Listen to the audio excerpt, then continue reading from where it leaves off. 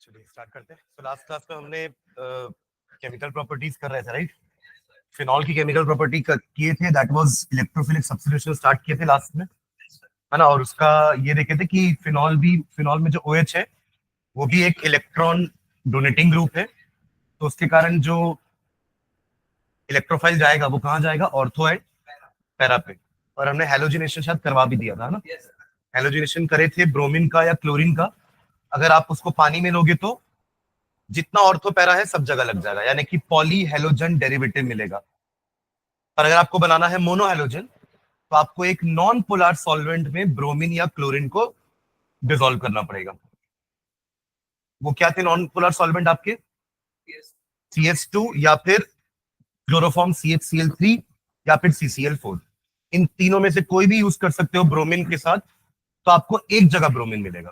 कहने का मतलब, अगर आप फिनॉल से शुरुआत करोगे और ले लिया आपने ब्रोमीन वाटर, तो नो डाउट ब्रोमीन लगेगा, है ना, बट सारे ऑर्थो पैरा पोजिशंस पे लग जाएगा। आप चाहते थे कि एक ही जगह लगे, ऑर्थो में या पैरा में, तो वो नहीं होगा। जितने ऑर्थो पैरा है सब जगह लग जाएगा पानी में लेने के कारण। वही अगर आपने बिना पानी के कोई और सॉल्वेंट जैसे कि CH2 में लिया, कार्बन डाइसल्फाइड, तो आपको क्या मिलेगा? मोनोहेलोजन। एक ही जगह ब्रोमीन मिलेगा, आइदर एट ऑर्थो और एट पैरा, करेक्ट। तो डिपेंडिंग अपॉन हमें बनाना क्या है, अगर ट्राई वाला बनाना है तो आप ब्रोमीन वाटर लेना, और अगर मोनो वाला बनाना है जिसमें एक ही जगह हेलोजन आए, तो आप ब्रोमीन इन CH2 या ब्रोमीन इन CCl4 या ब्रोमीन इन क्लोरोफॉर्म लेना। समझ रहे हैं क्या? तो आपको आपका डिजायर्ड प्रोडक्ट मिल जाएगा। इसकी एक खास बात अपन ने देखी थी कि ये क्या था? व्हाइट कलर का PPT। टेस्ट था between a phenol and an alcohol. Alcohol ऐसा काम नहीं करेगा, फिनॉल ने व्हाइट PPT देगा, ठीक है। सल्फोनेशन भी देख ली थी, राइट? सल्फोनेशन में अपने ये देखा था कि सल्फ्यूरिक एसिड लेंगे, आपका फिनॉल में SO3H आइदर एट ऑर्थो लगेगा या पैरा में लग जाएगा। एक कंपाउंड हमने बनाया था ऑर्थो वाला और एक बनाया था पैरा वाला, या मैंने एक साथ लिख दिया दोनों को, पर ये दो अलग अलग कंपाउंड्स हैं। और भी हमने देखा था कि मेजर माइनर कौन सा होगा, वो भी टेम्परेचर के हिसाब से। हमने देखा था कि ज्यादा टेम्परेचर में करेंगे तो पैरा वाला मेजर होगा, और कम टेम्परेचर में रिएक्शन करेंगे तो ऑर्थो वाला मेजर प्रोडक्ट होगा, ठीक है। और नाइट्रेशन स्टार्ट कर दिए थे क्या? और नाइट्रेशन में बड़ी एक इंटरेस्टिंग चीज हमने देखी थी कि दो टाइप का नाइट्रो बन रहा था। एक बन रहा था ऑर्थो वाला और एक बन रहा था पैरा वाला। इंटरेस्टिंग बात क्या थी जिससे अपन ने क्लास एंड की थी लास्ट में? क्या डिफरेंस था दोनों में? कुछ डिस्कस किए थे लास्ट में बॉइलिंग पॉइंट के बारे में, लिखा नहीं है हमने। हमने क्या बोला था कि इसमें हो रही है इंट्रामोलिकुलर हाइड्रोजन बॉन्डिंग, और ये करेगा अपने ही एक और मॉलिक्यूल के साथ इंटरमोलिकुलर हाइड्रोजन बॉन्डिंग, जिससे क्या होगा? एक मॉलिक्यूल दूसरे मॉलिक्यूल से ज्यादा बॉन्डेड है in case of para nitrophenol. वहीं दूसरी तरफ ऑर्थो नाइट्रोफिनॉल में एक मॉलिक्यूल दूसरे मॉलिक्यूल से बॉन्डेड नहीं है, वो मॉलिक्यूल अपने अंदर में ही bonded. Intramolecular hydrogen bonding, intermolecular hydrogen bonding. तो फिर मैंने आपसे लास्ट में पूछा भी था कि दोनों में बॉइलिंग पॉइंट किसका ज्यादा होगा, तो आपने बोला था इसका, क्योंकि इसका एक मॉलिक्यूल दूसरे इसी के जैसे मॉलिक्यूल के साथ अटैच होगा वाया हाइड्रोजन बॉन्ड। समझ रहे? तो इसका बॉइलिंग पॉइंट ज्यादा होगा। फिर मैंने अगला क्वेश्चन पूछा था कि पहले किसका बॉइलिंग हो जाएगा, तो आंसर था ये, क्योंकि बॉइलिंग पॉइंट इसका कम है, इसका बॉइलिंग पॉइंट ज्यादा है, तो इसका बॉइलिंग पॉइंट बाद में आएगा ना। पहले कम वाले का बॉइलिंग पॉइंट रीच हो जाएगा तो वो पहले बॉयल हो जाएगा और बाहर निकल जाएगा। इस तरीके से अपन दोनों को अलग कर सकते हैं, क्योंकि दोनों बन रहे एक ही बीकर के अंदर है ना। तो if you want to separate them, हम क्या करेंगे? इनका स्टीम डिस्टिलेशन, डिस्टिलेशन बोलते हैं ना प्रोसेस को, फ्रैक्शनल डिस्टिलेशन या सिंपल डिस्टिलेशन, ठीक है। क्लियर है? तो यहां पे होगा आपका इंट्रा और यहां होता है इंटर, पर इसको लिखे नहीं थे शायद अपन, हाँ। तो दोनों बना लिए थे ना पर। तो ये रिएक्शन डाइल्यूट HNO3 के साथ था, है ना। लिखा हमने dilute, okay.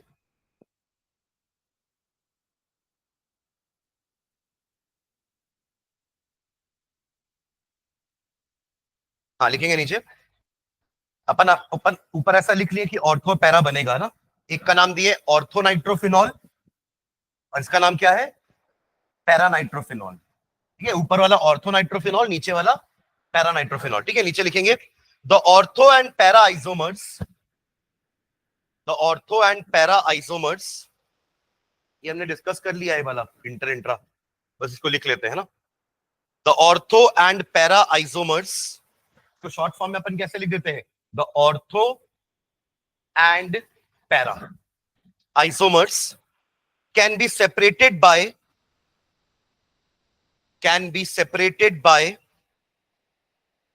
steam distillation, can be separated by steam distillation,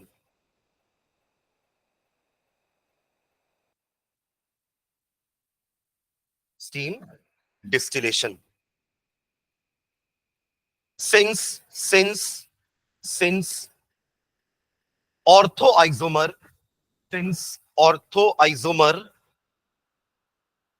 is steam volatile, since orthoisomer is steam volatile due to intramolecular hydrogen bonding, due to intramolecular hydrogen bonding।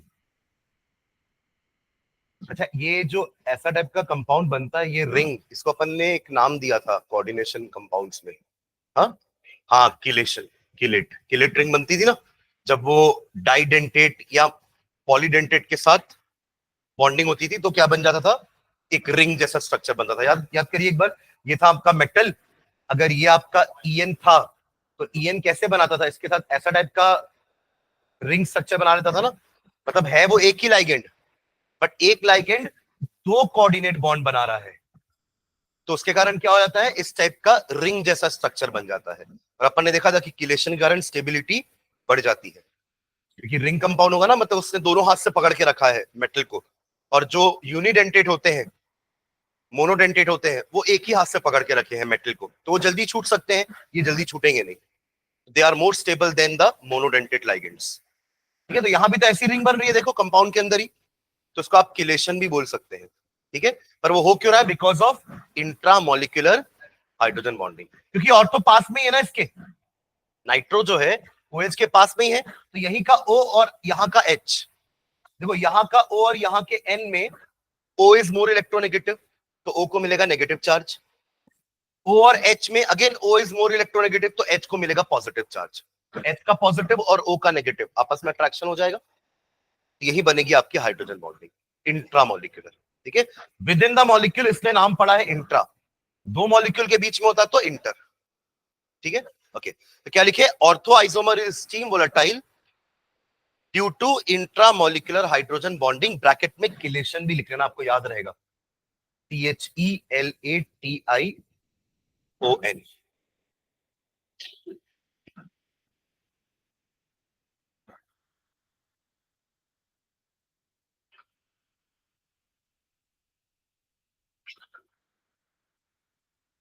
ठीक है, bracket में chelation. while para-isomer while para-isomer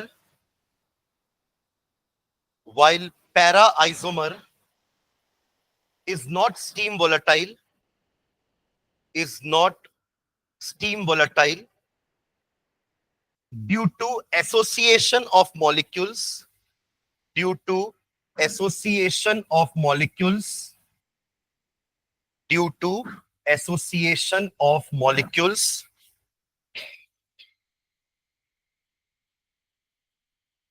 because of intermolecular hydrogen bonding, because of intermolecular hydrogen bonding।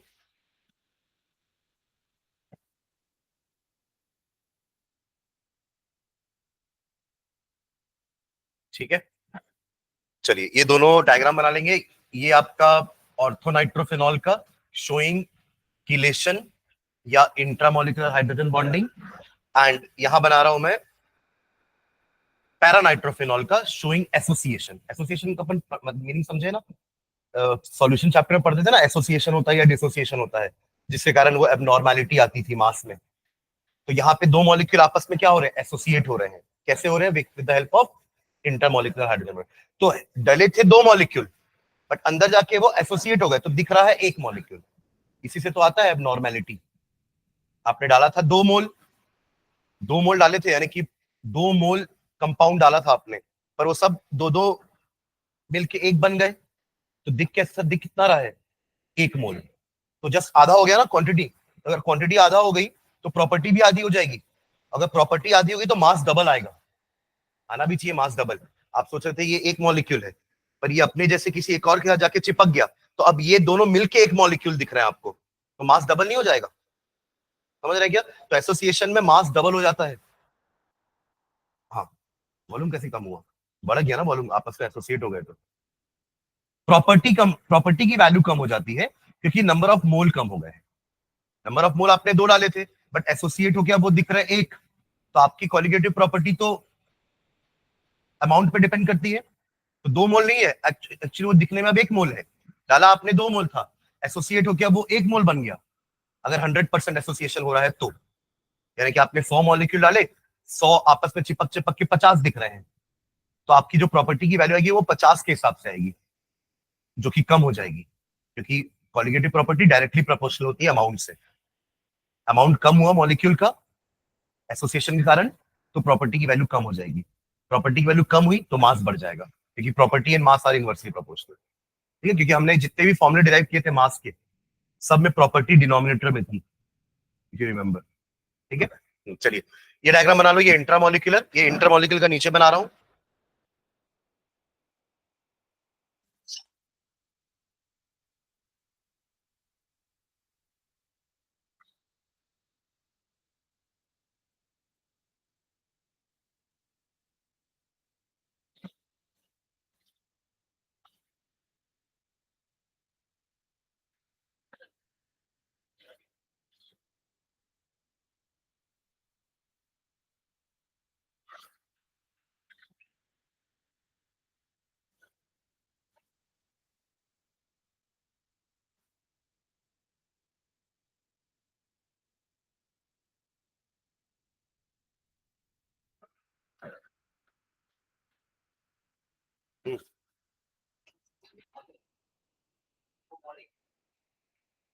उनका actually volume कम भी नहीं होगी ना, बढ़ेगी, constant रहेगी, क्योंकि दोनों मॉलिक्यूल आपस में बस जुड़े हैं। मतलब आकर के मिक्स होकर नया मॉलिक्यूल थोड़ा बने। मतलब ये समझिए कि ये दोनों मॉलिक्यूल का फॉर्मूला तो उतना ही है ना अभी भी। इसका क्या साइज कम हो गया क्या जुड़ने से? साइज में कुछ फर्क नहीं पड़ रहा है। हाँ, स्पेसेस कम हो जाएंगे, ये बोल सकते हैं अपन, क्योंकि अट्रैक्शन बढ़ गया है।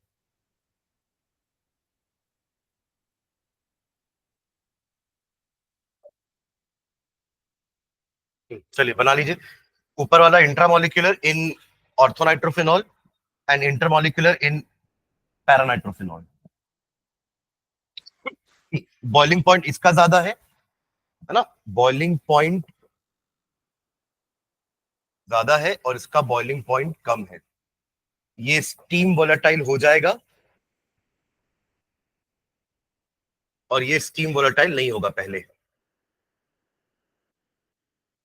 इसलिए अपन दोनों को सेपरेट आउट कर पाएंगे। इसका बॉइलिंग पॉइंट पहले आ जाएगा तो ये उड़ के बाहर आ जाएगा वेपराइज होकर के।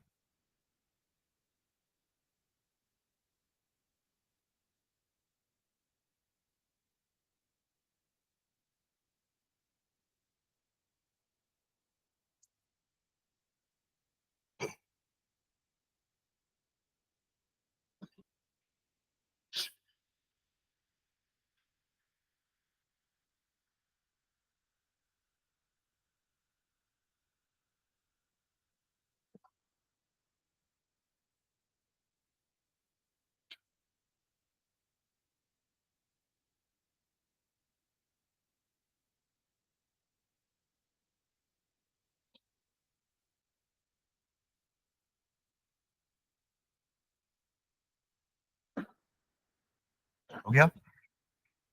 एक रिएक्शन और लिखेंगे नाइट्रेशन में ही, है ना, बट कंसंट्रेटेड नाइट्रिक एसिड के साथ। हमने अभी तक जो बात की थी वो डाइल्यूट नाइट्रिक एसिड था। एक कंसंट्रेटेड नाइट्रिक एसिड का भी रिएक्शन लिखेंगे इसी में, नाइट्रेशन में। ये आपका सी होगा ना। ए आपने हैलोजिनेशन लिखा है, बी आपने सल्फोनेशन लिखा था, और ये सी चल रहा है ना नाइट्रेशन, लिखे थे ना नंबरिंग। तो ए बी सी करके 3 रिएक्शन होगा, 2 रिएक्शन और बचे हैं इसके ना, फ्रिडल क्राफ्ट वाले। हाँ, इसी में कंटिन्यू करेंगे, डी नंबर नहीं देंगे है ना, क्योंकि ये नाइट्रेशन का ही पार्ट है। नीचे लिखेंगे with concentrated nitric acid, with concentrated nitric acid, with concentrated nitric acid in presence of concentrated H2SO4। ऊपर हमने सिर्फ डाइल्यूट HNO3 लिया था, बट यहाँ पे अपन कंसंट्रेटेड के साथ H2SO4 भी ले रहे हैं। With concentrated nitric acid in presence of concentrated H2SO4, phenol gives phenol gives phenol gives 2,4,6 2,4,6 trinitrophenol. एक साथ ही लिखेंगे ना, एक ही वर्ड है पूरा, ट्राइनाइट्रोफिनॉल। जैसे वो पीछे ट्राइब्रोमोफिनॉल बना था ना, वही पानी लेने से, वैसे ही यहाँ पे भी तीनों जगह नाइट्रो आ जाएगा, तीनों ऑर्थो एंड पैरा पोजिशंस पे। ठीक है, इसके ब्रैकेट में इसका एक कॉमन नेम भी लिखना, 2,4,6 ट्राइनाइट्रोफिनॉल लिखे ना, ब्रैकेट में इसका कॉमन नेम लिखना पिक्रिक एसिड। पिकनिक नहीं है ना, picric, picric acid, picric acid, ये इंपॉर्टेंट है, कंपाउंड है ना, पिक्रिक एसिड। ठीक है, रिएक्शन लिख लो नीचे। अब ये 2 लाइन पढ़ के रिएक्शन लिख पाएंगे? लो जल्दी, फिनॉल ले लो और एरो में ही दोनों लिख देना, concentrated HNO3 plus concentrated H2SO4। Phenol लेना है, बेंजीन नहीं। ठीक है, फिनॉल अपना रिएक्टेंट है और एरो के ऊपर दोनों नाम लिख देना, concentrated H2SO4 and concentrated HNO3। Follow कर रहे हैं? लिख पा रहे हैं ना? ठीक है, अब प्रोडक्ट क्या बनने वाला है, आपको प्रोडक्ट का नाम भी लिखवा दिया मैंने। फिनॉल का OH जहां था वहीं रहेगा, बस अब क्या हो जाएगा, 3 जगह पर NO2 लगाना है। जहां पे OH लगा है वो फर्स्ट नंबर कार्बन हो गया, उसके हिसाब से नंबरिंग करेंगे तो सेकंड, फोर्थ और सिक्स कौन कौन होंगे, ऑर्थो, पैरा और फिर ऑर्थो, तीनों जगह लगाना है ना। और यही आपका है 2,4,6 ट्राइनाइट्रोफिनॉल, जिसका कॉमन नेम है पिक्रिक एसिड। ठीक है, कोई डाउट किसी को? बन रहा है ना? नहीं होगा तो पूछ लेना, बता दूंगा मैं। डन, चलिए next D. D, Friedel Crafts alkylation. Friedel Crafts alkylation, सिर्फ अल्काइलेशन पढ़ते हैं, एसिलेशन सेम होगा है ना। Alkylation, Friedel Crafts alkylation, FC alkylation भी लिखा रहता है कई जगह पे ना, तो FC stands for Friedel Crafts, FRIEDEL, Friedel crafts, CRAFTS, FRIEDEL। Fried लिखते ना, फ्राइड, तो फ्राइड पूरा लिखना है, बस EL जोड़ देना लास्ट में। फ्राइड, फ्राइड राइस, फ्राइड है ना, तो फ्राइड फिर EL, फ्रिडल क्राफ्ट्स अल्काइलेशन। क्या पढ़ रहे हैं अपन? अल्काइलेशन, मतलब एक अल्किल ग्रुप जोड़ेंगे, तो सबसे स्मॉलेस्ट अल्किल ग्रुप तो मिथिल ही होता है, तो मिथिल जोड़ते हैं। ठीक है, तो हम जब 11th में ये रिएक्शन पढ़ते थे, तो हम बेंजीन से टोल्यूइन बनाते थे। क्या बनाते थे? बेंजीन से टोल्यूइन, क्योंकि बेंजीन के ऊपर एक CH3 जोड़ दो तो उसी को तो टोल्यूइन बोलते हैं। पर अब यहाँ पे अपन फिनॉल के साथ यही काम करने वाले हैं, तो फिनॉल तो ऑर्थो पैरा है, तो एक बार मिथिल को ऑर्थो में फेंकेगा और एक और बार में पैरा में फेंकेगा। ठीक है, देखो रिएक्शन हाइफन डाल के, phenol when treated with alkyl halide, ये अल्किल ग्रुप आएगा कहां से? अल्किल हालाइड से। CH3Cl ले लो, CH3Br ले लो, तो phenols when treated with alkyl halides, alkyl halide समझ गए ना, हेलो एल्कीन, उनका कॉमन नेम होता है अल्किल हालाइड, उनका IUPAC नेम है हेलो एल्कीन। हाँ, phenols when treated with alkyl halides in the presence of, in the presence of, किसके प्रेजेंस में होता है ये reaction? Very good. Anhydrous AlCl3. In the presence of anhydrous AlCl3,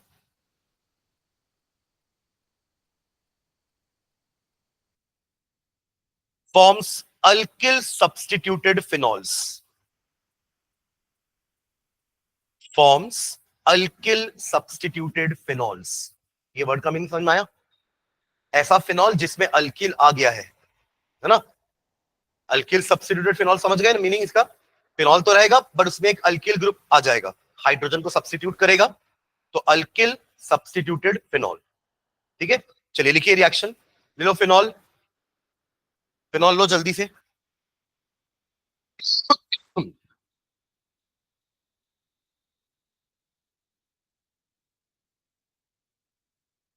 थोड़ा बड़ा बना लो भाई, इतना क्या करना। बन गया फिनॉल प्लस एक अल्किल हैलाइड। कौन सा अच्छा लग रहा है? CH3Cl ले लो, CH3Br ले लो, लिए। एरो पे क्या लिखोगे? Anhydrous AlCl3, anhydrous AlCl3। दो प्रोडक्ट बनने चाहिए है ना? एक बार मिथिल को ऑर्थो पे लगाना और दूसरे बार में मिथिल जाएगा पैरा पे।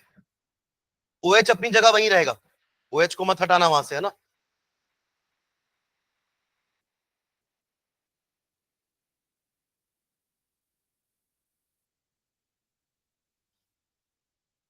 ठीक है, एक बार ऑर्थो पे एक बार पैरा पे, और मेजर प्रोडक्ट कौन होगा आपका? पैरा वाला।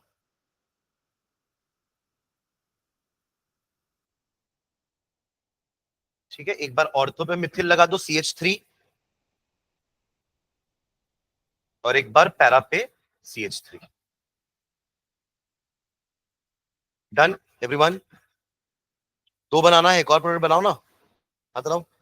हाँ, ये पैरा वाला बना है, एक ऑर्थो वाला बनाओ जहां पे CH3 ऑर्थो पे होगा। ऑर्थो मतलब ये अगर आपका फिनॉल है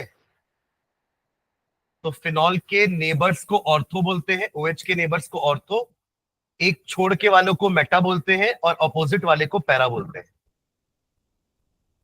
हाँ, प्लस करके अगला दो प्रोडक्ट बनेंगे ना अलग अलग। एक बनेगा OH के साथ CH3 ऑर्थो पे, और एक बनेगा OH के साथ CH3 पैरा पे, जिसमें ये आपका मेजर प्रोडक्ट होता है। मेजर मतलब ज्यादा क्वांटिटी में ये बनेगा, ये कम क्वांटिटी में बनेगा। ठीक है, ठीक। चलिए नेक्स्ट, अगला रिएक्शन में आते हैं। ये हो गया आपका इलेक्ट्रोफिलिक सब्स्टिट्यूशन। क्या कुछ नंबर दियो क्या इलेक्ट्रोफिलिक सब्स्टिट्यूशन को हेडिंग में? इलेक्ट्रोफिलिक सब्स्टिट्यूशन और पीछे आप कुछ नंबर दिए थे क्या? स्टार स्टार बना रहे हो क्या? ठीक है, तो अगला स्टार या अगला जो भी नंबर दे रहे हो आप लोग, है ना?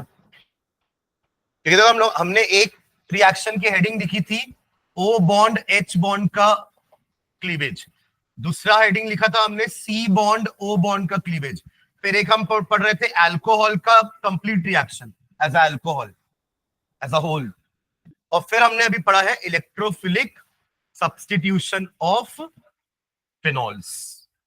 अब अगला हेडिंग है आपका, लिखेंगे कॉल्बेज रिएक्शन। कॉल्बेज, कॉल्बेज रिएक्शन, इनका नाम हमने 11th में भी सुना है ना? एल्केन के प्रिपरेशन में, एल्केन आप कॉल्बेज इलेक्ट्रोलिसिस प्रोसेस से बनाते हो एल्केन, है ना? थोड़ा याद दिलाता हूं मैं, कहां पढ़ते थे कॉल्बेज रिएक्शन से एल्केन बनाना। देखो एल्केन ना हमने एसिड से भी बनाया है, जैसे आप ये देखो CH3COONA, ये एसिड से आया ना, सॉल्ट कहां से आया होगा? एसिटिक एसिड लिया आपने और बेस ले लिया NaOH, या मेटल भी ले लोगे तो भी काम चल जाएगा, सॉल्ट तो बन जाएगा। क्या बोला मैंने? CH3COOH प्लस NaOH ले लो, या सिंपली Na ले लो, दोनों के साथ आपका ये वाला सॉल्ट बन जाएगा। बन गया ये सॉल्ट। इसके बाद अपन एक कंपाउंड पढ़ते थे जिसका नाम था सोडा लाइम, सोडा लाइम, जो कि बेसिकली NaOH और CaO का मिक्सचर होता है इन द रेशियो 2:1। ये इनका रेशियो होता है, राइट? सॉरी 3:1। ठीक है, तो इनके प्रेजेंस में Na2CO3 बाहर हो जाता है, और ये H यहां पे आके लग जाता है और बन जाता है CH4। ये बन गया ना एल्कीन। ये एल्कीन का प्रिपरेशन था एक, जो हमने पिछले क्लास में पढ़ा है 11th में। और इसी सॉल्ट का जब आप इलेक्ट्रोलिसिस कर दोगे ना कॉल्बेज इलेक्ट्रोलिसिस प्रोसेस से, तो आपको मिलेगा ethane CH3 as a product. ठीक है, तो ये कॉलबेज रिएक्शन ही हमने 11th में पढ़ा है, जिससे अपन एल्केन बनाते थे, बट वो इलेक्ट्रोलिसिस था। इलेक्ट्रोलिसिस मतलब वही एनोड कैथोड वाला, जहाँ पे एनोड जाएगा, आपका कैटायन जाएगा कैथोड के पास, एनायन जाएगा एनोड के पास, और वहां जाके वो ऑक्सीडाइज और रेड्यूस होंगे, तब जाके आपको प्रोडक्ट मिलेगा। ठीक है, चलो कॉलबेज रिएक्शन लिखेंगे, कॉलबेज रिएक्शन लिखना हाइफन डाल के। सोडियम फिनॉक्साइड, ये भी फिनॉल का ही रिएक्शन है ना, अल्कोहल की रिएक्शन हो गए हमारे पूरे, सुन रहे हैं क्या? अल्कोहल की केमिकल प्रॉपर्टी पूरी हो चुकी है, बस फिनॉल के एक दो रिएक्शन बचे हैं। सोडियम फिनॉक्साइड, सोडियम फिनॉक्साइड, इसका कोई फॉर्मूला बताएगा मुझे? सोडियम फिनॉक्साइड का फॉर्मूला क्या होगा? हाँ, फिनॉक्साइड, एल्कोक्साइड नहीं बोल रहा हूं मैं। फिनॉल में, फिनॉल तो ये है फिनॉल, तो क्या करूं? एच की जगह एन, वेरी गुड, क्या हो जाएगा ये? एच की जगह, देखो ये फिनॉक्साइड आयन है, क्या है ये? Phenoxide ion. जैसे एल्कोक्साइड होता है ना, अपने पढ़ा ना कि एच को छोड़ने के बाद बचेगा ये, एसिडिक कैरेक्टर में नाम पढ़े थे इसका, फिनॉक्साइड। और एक एल्कोक्साइड होता है, वो आरओ नेगेटिव होता है, जो अल्कोहल से आया है। अरे अल्कोहल आरओ एच होता है ना, और यहाँ पे ये फिनॉल होता है। जब दोनों का एच निकलेगा तो क्या बचेगा? एल्कोक्साइड, अल्कोहल से एल्कोक्साइड बचेगा, और फिनॉल से फिनॉक्साइड बचेगा।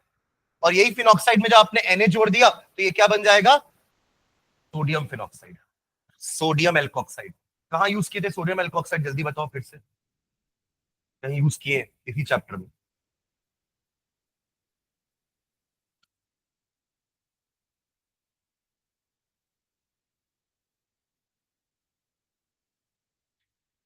किसी के प्रिपरेशन में यूज किए हैं? और हिंट देता हूं, वो प्रिपरेशन एक नेम रिएक्शन है।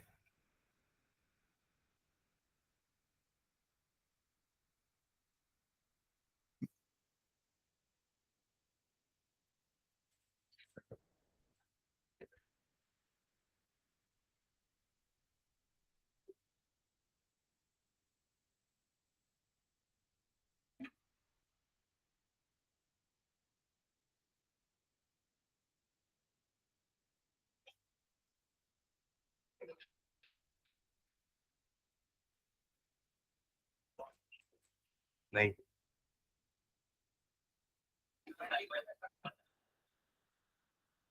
वो तो आप पढ़ेंगे, पढ़े कहाँ अभी तक? वाह गजब करते हो यार, जो पढ़ लिए हो तो याद नहीं है, जो नहीं पढ़े उसके बारे में सोच रहे हो।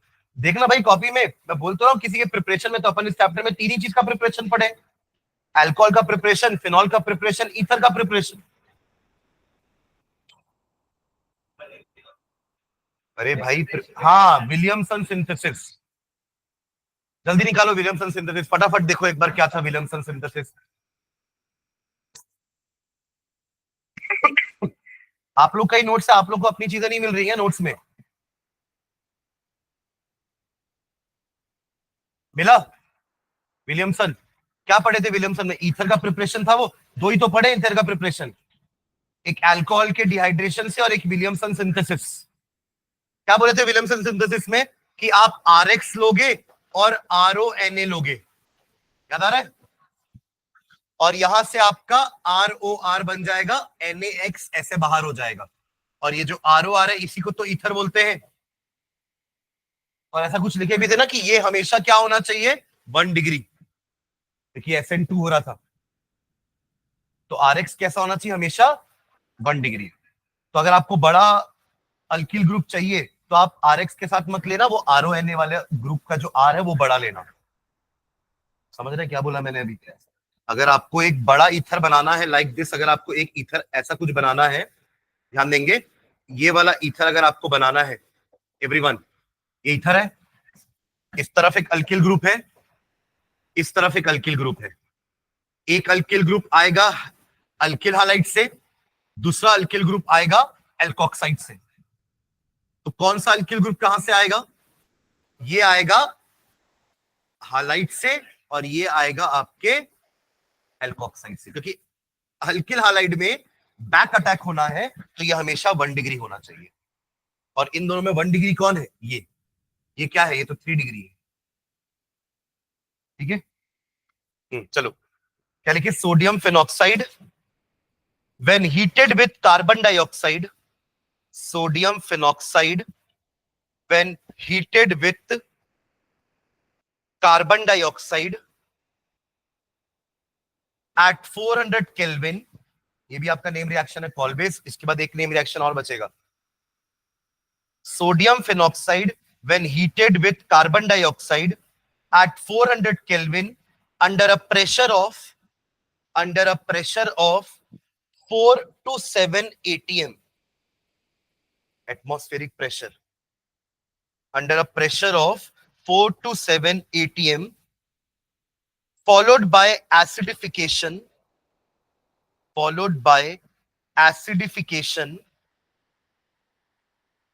gives 2-hydroxy benzoic acid। एक ही नाम है ये पूरा, 2-hydroxy benzoic acid। इसका स्ट्रक्चर चाहिए रहेगा मुझे सबसे, है ना? 2-hydroxy benzoic acid, ब्रैकेट में इसका कॉमन नेम में लिखना salicylic acid, SALICYLIC, salicylic acid. किसमें यूज होता है सैलिसिलिक एसिड? मेकअप का तो नहीं पता, बट इससे एस्पिरिन बनाते हैं, pain killer. Salicylic acid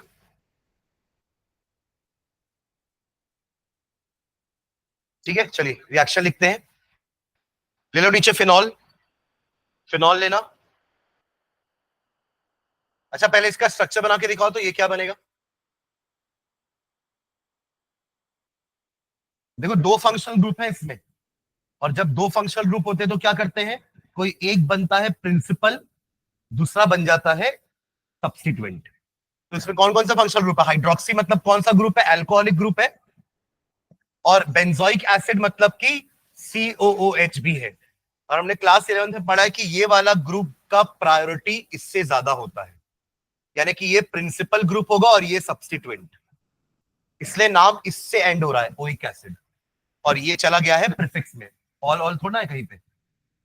alcohol का सफिक्स ऑल होता है बट प्रीफिक्स हाइड्रोक्सी होता है।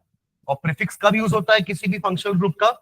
जब कंपाउंड में उससे ज्यादा बड़ा फंक्शनल ग्रुप लगा हुआ है तो उसके सामने उसकी नहीं चलेगी। यहां वही हो रहा है OH के साथ।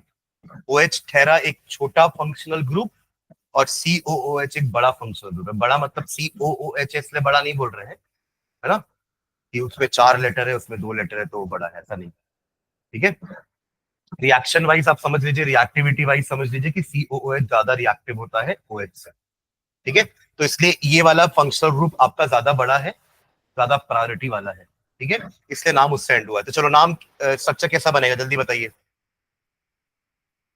फर्स्ट में COOH लगा देंगे। हाँ फर्स्ट में लगाओ या यहाँ लगाओ, एक ही मतलब है। आप तो नंबरिंग करोगे ना, अगर आपने यहां भी लगा दिया COOH और यहाँ OH तो गलत नहीं होगा वो।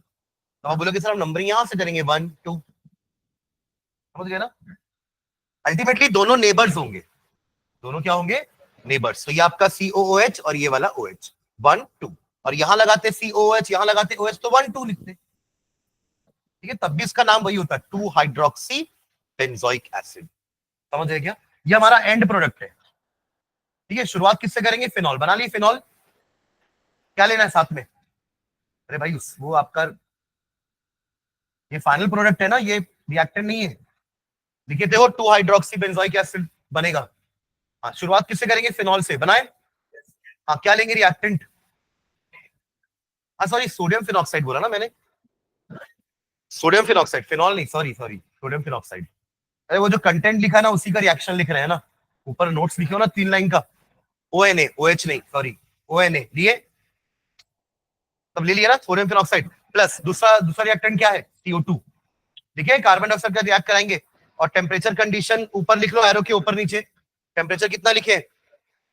400 केल्विन और प्रेशर 4 to 7 atm, ये दोनों ऊपर नीचे लिख लो टेम्परेचर प्रेशर हुआ। ठीक है, तो पहले बना दो कंपाउंड जो बीच में बनेगा, अभी इंटरमीडिएट बना रहे हैं अपन, उसके बाद अपना फाइनल प्रोडक्ट बनेगा OH and COONA। OH and इधर आ जाएगा COO Na, क्योंकि अभी एक एक पॉइंट हमारा बचा है, एक और पॉइंट लिखे थे ना, फॉलोड बाय एसिडिफिकेशन। तो इसका कराएंगे एसिडिफिकेशन, तब जाके ये जो Na है ना, इसकी जगह H आ जाएगा। एसिडिफिकेशन मतलब क्या हुआ, H पॉजिटिव देना है, हाइड्रोनियम आयन देना है, ठीक है, तब तो बोलेंगे ना एसिडिफिकेशन हो गया उसका। तो प्लस प्लस ना लिख करके आप सीधा एरो भी बना सकते हो, यहां लिख लेना डाइल्यूट HCl ले रहे हैं, ये डाइल्यूट HCl से H इसके पास चला जाएगा और Na जो बाहर आएगा वो NaCl निकल जाएगा बाहर। तो फाइनली हमको मिल जाएगा सैलिसिलिक एसिड, OH यहां, COOH यहां, इधर उधर भी कर दोगे तो गलत नहीं है, ठीक है। This is our 2 hydroxy benzoic acid, common name is salicylic acid, और इसका यूज करते हैं हम एस्पिरिन बनाने के लिए, which is an pain killer, ठीक है। तो इसके बारे में नीचे लिखा, इसलिए ये इंपॉर्टेंट है क्योंकि इसका एप्लीकेशन है डे टू डे लाइफ में, इसलिए this is very important compound. इसमें लिखेंगे नीचे, salicylic acid is the starting material, salicylic acid is the starting material, salicylic acid is the starting material for the manufacturing of for the manufacturing of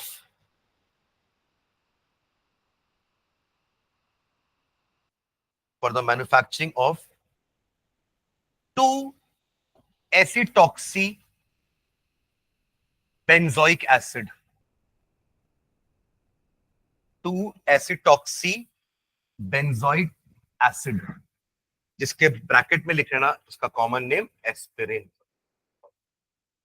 देखो इसका कैसे structure होगा, ध्यान देना, ये रहा आपका पहले बेंजोइक एसिड बना लेते हैं, ये रहा बेंजोइक एसिड, करेक्ट, ये कार्बन नंबर 1, तो ये हो गया कार्बन नंबर 2, और 2 पे क्या है, एसिटॉक्सी। देखो एसिटिल ग्रुप ये होता है आपका CH3CO, इसमें एक O और लगा देना क्योंकि एसिटॉक्सी, तो ऐसा कुछ हो जाएगा OCOCH3, this is your aspirin, ठीक है।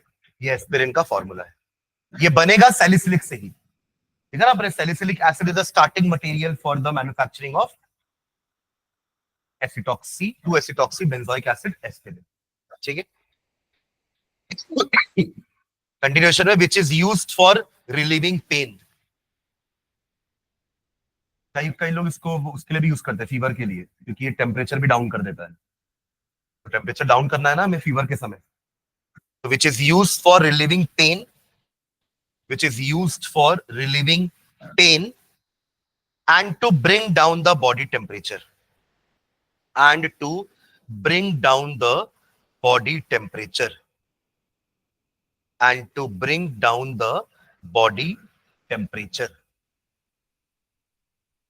to bring down the body temperature। देखो वो आएगा कहां से, ध्यान देंगे, वो एसिटॉक्सी कहां से मिलेगा हमें, ये तो रहा हमारा सैलिसिलिक एसिड, ये तो बनाए थे ना अभी, यही था स्टार्टिंग मटेरियल, और एसिटॉक्सी यानी कि OCOCH3 ये कहां से लेके आएंगे, ये तो लगाना ना इसकी जगह, मतलब O तो लगा है एक्चुअली, बस COCH3 लाना है, वो तो लगा है ना पहले से, H हटाएंगे और ये लगाएंगे, तो ये कहां से आएगा, ध्यान देंगे। तो हमारे पास एक कंपाउंड होता है एसिटिक एनहाइड्राइड, जो अपन एसिटिलेशन में यूज करते हैं, फिडलक्राफ्ट एसिटिलेशन होता है ना, तो एसिटिल यही ग्रुप तो लगता है एसिटिलेशन में, जैसे अल्काइलेशन में CH3 लगा था ना अपने, अभी अपन लगाया था CH3, एसिटिलेशन में CH3CO लग जाता है, ये एसिटिल ग्रुप है, ठीक है, इसी को लगाना है बस वहां पे। तो ये इससे भी आ सकता है या वो इससे भी आ सकता है, CH3COCl। मैंने आपको इस चैप्टर के स्टार्टिंग में कार्बोक्सिलिक एसिड के 4 डेरिवेटिव बताए थे, उसमें 2 तो मैंने अभी वापस बना दिए, जो बने हैं एसिड से। आपने COOH का OH हटाया, Cl लगा दिया, और इसी CH3COOH को आपने जब 2 लिया और मिला के पानी निकाल दिया तो बन गया ये एसिटिक एनहाइड्राइड। देखिए आपको एक O दोनों के लिए कॉमन है, CH3CO CH3CO, this is acetic anhydride. ये हमारे 2 डेरिवेटिव हो गए। इसके अलावा मैंने आपको एक डेरिवेटिव बताया था CH3 CONH2, OH हटा के NH2 लगा दिए, अमाइड। क्या था ये?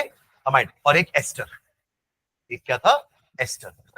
CH3, हाँ वही RCOOR, RCOOH की जगह OR आ गया। ये चार बच्चे हैं किसके? कार्बोक्सिलिक एसिड के। Acetic anhydride, acetyl chloride, acid amide, ester.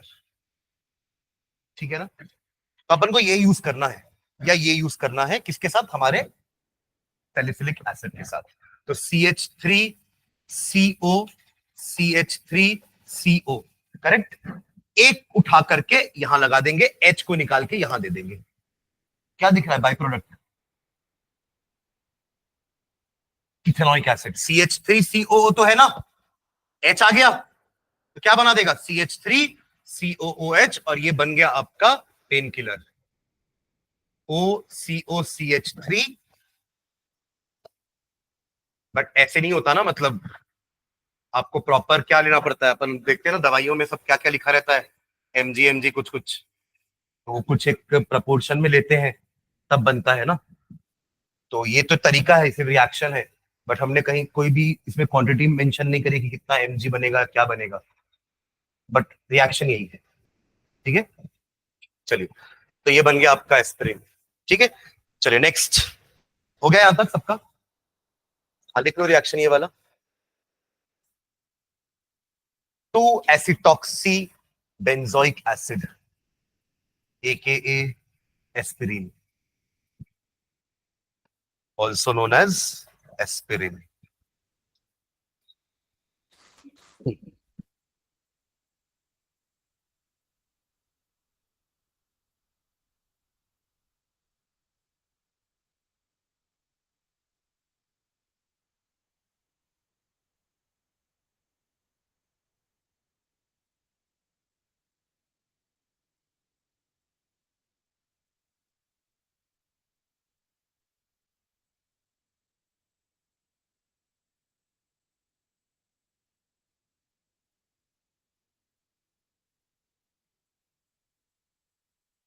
ठीक है,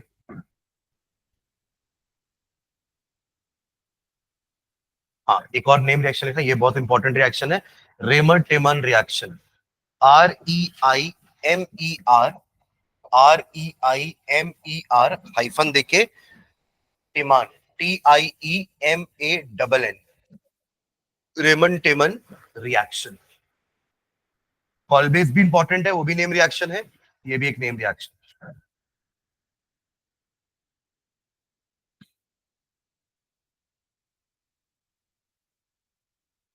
ठीक है, हाँ लिखेंगे, इसके इसके लिए लिखना line, treatment of phenol, treatment of phenol, treatment of phenol. देखो हमने कॉलबेस के लिए फिनॉक्साइड से चालू किया था ना, सोडियम फिनॉक्साइड, पर वो सोडियम फिनॉक्साइड बना भी फिनॉल से ही था। देखो फिनॉल एसिडिक नेचर का होता है ना, तो आपने फिनॉल लिया, ये रहा आपका फिनॉल, और ले लिया आपने NaOH, तो मिल गया आपको सोडियम फिनॉक्साइड। समझ गए ना?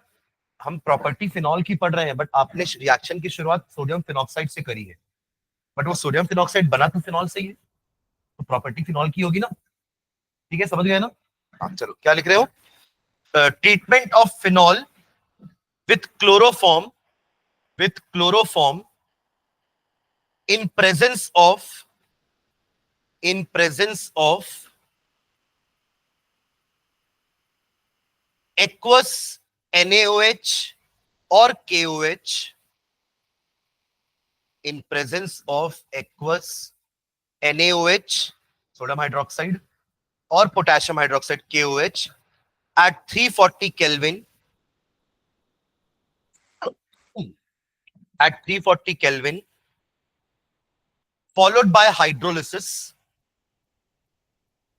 followed by hydrolysis,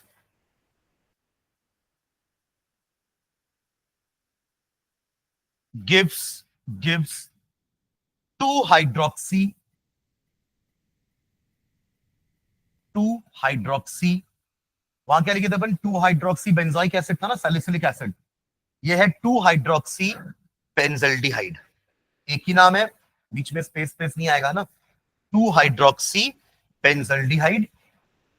तो देखो वहां पे OH के साथ COOH था, अब यहाँ पे OH के साथ CHO होगा, एल्डिहाइड है ना, समझ रहे क्या। अब उसको नाम दिया था आपने सैलिसिलिक एसिड, तो इसको बोलेंगे सैलिसिल एल्डिहाइड, लिख लो ब्रैकेट में सैलिसिल एल्डिहाइड, SALICYL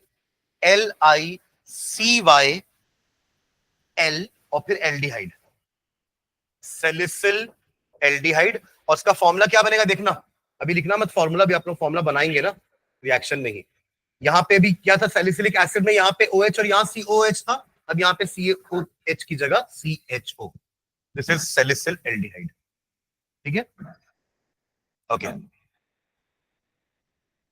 चलिए रिएक्शन स्टार्ट करते हैं, लिखो पहला ले लेंगे फिनॉल, ले लो, फिनॉल से शुरुआत करना है, यहाँ फिनॉक्साइड नहीं ले रहे हैं अपन ना, we are starting with phenol OH, साथ में ले रहे हैं क्लोरोफॉर्म CHCl3 और ले रहे हैं NaOH, टेम्परेचर है 340 केल्विन।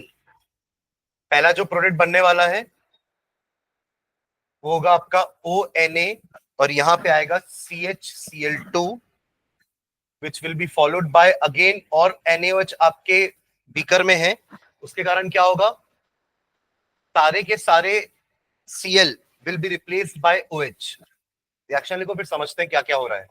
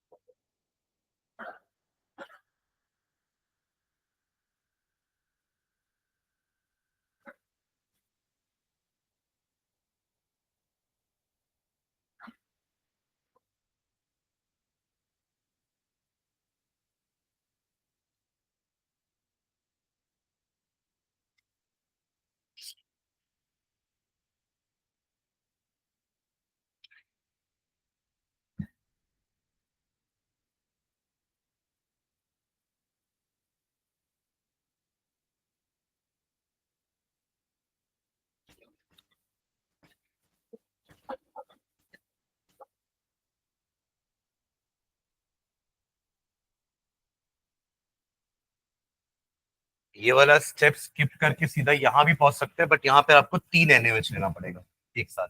ये देखो यहाँ पे एक NaOH यूज हुआ, यहाँ 2 और यूज होकर के सीधा वो प्रोडक्ट भी लिख सकते हैं, ये वाला पार्ट समझ रहे हैं क्या, ये वाला स्टेप स्किप करके सीधा वो भी लिख सकते हैं।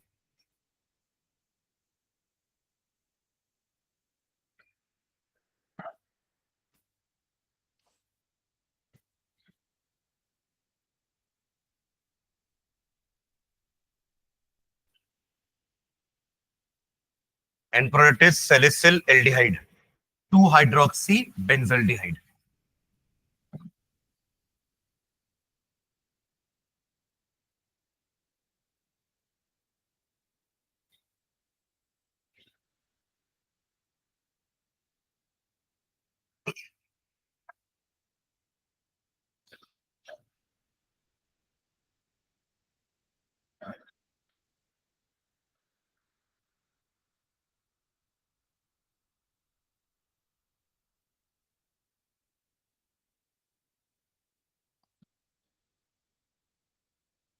वाह, देखो क्या क्या हो रहा है, हर स्टेप पे ध्यान देना। हाँ देखिए यहाँ पे, देखो यहाँ पे 3 क्लोरीन था ना, एक क्लोरीन हटा है क्योंकि यहाँ उसको अटैच होना है ना, और यहाँ जब अटैच होगा तो यहाँ से H भी बाहर जाएगा, सब्स्टिट्यूट कर रहा है ना उसको, तो HCl बाहर हुआ, इधर का H और इसका Cl, समझ गए क्या। और इन दोनों में क्या हुआ है, ये एसिड है ये बेस है, तो ये मिलके पानी बाहर करेंगे, तो H2O भी बाहर हुआ है, समझ गए क्या। तो OH ने अपना काम किया सॉल्ट बना के, और ये सब्स्टिट्यूट किया उसको, क्लियर है यहां तक। अब ये जो बचे 2 क्लोरीन है ना, they will also be replaced by OH, तो एक एक करके अपने 2 NOH लिया, दोनों Cl की जगह क्या लग गए, दोनों OH, और इन्हीं से निकल गया एक पानी का मॉलिक्यूल बाहर, तो बन गया एल्डिहाइड। ठीक है, लास्ट स्टेप में अपन ने क्या किया, हाइड्रोलिसिस करेंगे, ये जो ONA है उसकी जगह OH आ जाएगा। ठीक है, अभी सेम रिएक्शन आप ना इसके साथ करना, मुझे बताना प्रोडक्ट क्या बनेगा। सेम रिएक्शन, फिनॉल का रिएक्शन, अभी अपन ने क्या लिया, क्लोरोफॉर्म लिया ना, अब ले लो कार्बन टेट्रा क्लोराइड। अब 4 क्लोरीन है, क्या कितने क्लोरीन है, 4। जैसा आपने यहां किया ना सेम प्रोसीड करो। जैसे क्या किया आपने, पहले यहां से H निकाले, यहां का एक Cl HCl बाहर हुआ, और NaOH लिए थे, Na यहां लग गया, है ना। बस फर्क क्या होगा, यहाँ पे जो 2 Cl है अब यहाँ पे 3 Cl होगा, फिर यहाँ पे जो आपने 2 NaOH लिया था वहां पे 3 NaOH लेना पड़ेगा, ताकि तीनों Cl की जगह OH OH OH आ जाए।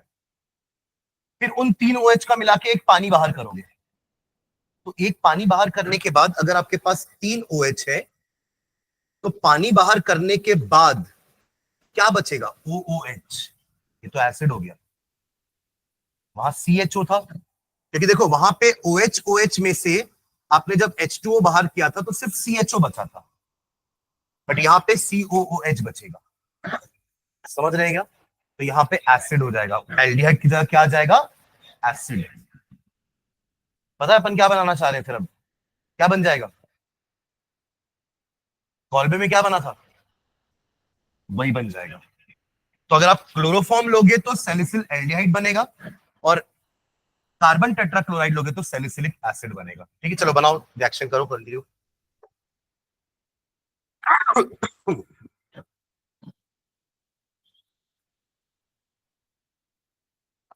हाँ, यहाँ NaOH रहेगा, यहाँ ONA आ जाएगा, और एक क्लोरीन हटा के यहाँ क्या बचेगा, CCl3। एक क्लोरीन माइनस किए थे, यहाँ भी माइनस करेंगे, ठीक है। फिर यहाँ पे 3 NaOH ले लेना, वहां पे 2 NaOH लिए थे। 3 क्यों नहीं, क्योंकि यहाँ पे तीनों Cl को रिप्लेस मारना है, वहां पे 2 ही Cl थे, दोनों Cl को रिप्लेस मारने के लिए 2 NaOH काफी थे हमारे पास। अब क्या हो जाएगा, यहाँ पर ONA, और साथ में C के साथ 3 OH, ठीक है, जिसमें पानी निकलने के बाद आपको मिलेगा एसिड, ना कि एल्डिहाइड। क्लियर है, हाँ। आपको क्या करना है, यहां तक तो अपन यहां भी पहुंचे थे ना, है ना। अब बस डाइल्यूट HCl लगाओगे तो क्या बन जाएगा, क्या बन जाएगा, सैलिसिलिक एसिड, वही एस्पिरिन बनाने वाला स्टार्टिंग मटेरियल। समझे क्या,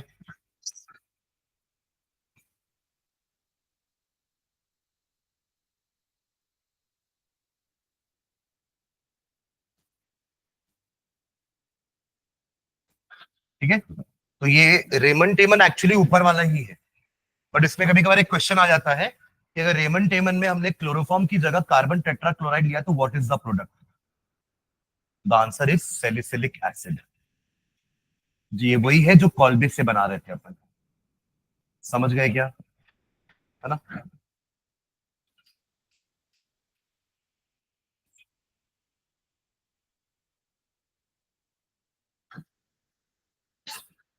ठीक है, लास्ट रिएक्शन लिखो फिनॉल का, oxidation of phenol, last oxidation of phenol, oxidation of phenol, ये लास्ट रिएक्शन है, फिर हम बस ईथर की प्रॉपर्टी बचेगी, तो एक क्लास और लेंगे ईथर की प्रॉपर्टी करने में। ऑक्सीडेशन ऑफ फिनॉल, इसमें हाइफन डाल के लिखेंगे, oxidation of phenol with, oxidation of phenol with, oxidation of phenol with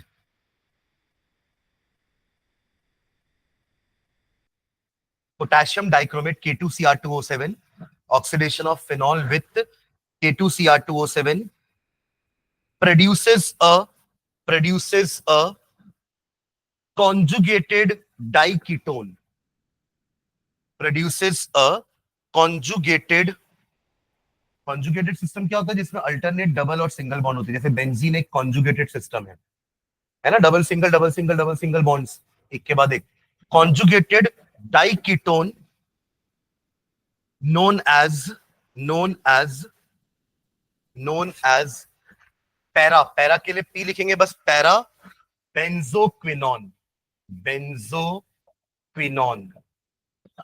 benzoquinone. देखो हमें पता है कि 1 डिग्री वाला एल्कोहल एल्डिहाइड देता है ऑक्सीडेशन से, पढ़े ना अपन लास्ट क्लास में ऑक्सीडेशन पढ़ रहे थे कि 1 डिग्री अल्कोहल का ऑक्सीडेशन करोगे तो क्या मिलेगा, एल्डिहाइड। 2 डिग्री अल्कोहल का ऑक्सीडेशन करने पे कीटोन मिल रहा था, तो ये तो आपका 2 डिग्री है ना, बेंजीन वाला, फिनॉल वाला, phenol is a 2 degree alcohol, देखो ना 2 डिग्री तो है। OH उस कार्बन पे लगा है जो 2 और कार्बन से जुड़ा हुआ है, तो ये एक तरह का 2 डिग्री अल्कोहल ही हुआ, राइट। तो ये भी आपको क्या देगा, कीटोन। बस फर्क कितना है कि किस टाइप का कीटोन देगा, कॉन्जुगेटेड टाइप का कीटोन, ठीक है। तो इसका स्ट्रक्चर बना लो, K2Cr2O7 एसिडिक K2Cr2O7 H2SO4 लेंगे साथ में, और यहां आएगा डबल बॉन्ड, यहां आएगा डबल बॉन्ड। अब बताओ और कहां कहां पे आएगा, अगर अपन कॉन्जुगेटेड सिस्टम बना रहे हैं तो एक डबल बॉन्ड यहां आ चुका है, तो अब कहां आएगा, एक छोड़ के यहां, ठीक है, एक छोड़ के यहां पे है, फिर एक छोड़ के यहां, दिस इज पैरा बेंजोक्विनॉन। समझ गए क्या,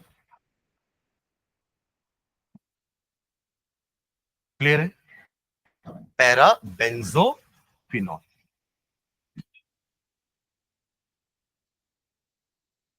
ठीक। तो ये हमारे सारे रिएक्शन हो गए हैं, नेक्स्ट हैंड डाल के छोड़ देना। डिस्टिंक्शन बिटवीन, मैंने लास्ट क्लास में आपको कहा था ना कि हम अलग अलग अल्कोहल का टेस्ट भी पढ़ेंगे कि आप 1 डिग्री 2 डिग्री 3 डिग्री को कैसे डिफरेंशिएट करोगे कि दिखने में सब क्लियर सॉल्यूशन है। There must be some test जिससे आप पता लगा लो कि ये 1 डिग्री अल्कोहल है, ये 2 डिग्री अल्कोहल है, और ये 3 डिग्री अल्कोहल है, और ये फिनॉल है, लेकिन चारों दिखने में एक जैसे हैं, राइट। तो distinction between 1 degree 2 degree and 3 degree alcohols, distinction between 1 degree 2 degree and 3 degree alcohols, ठीक है। चलो उसको नेक्स्ट क्लास में करते हैं। हाँ आ सकता है, हालांकि प्रैक्टिकल में जनरली एनालिसिस ही आता है,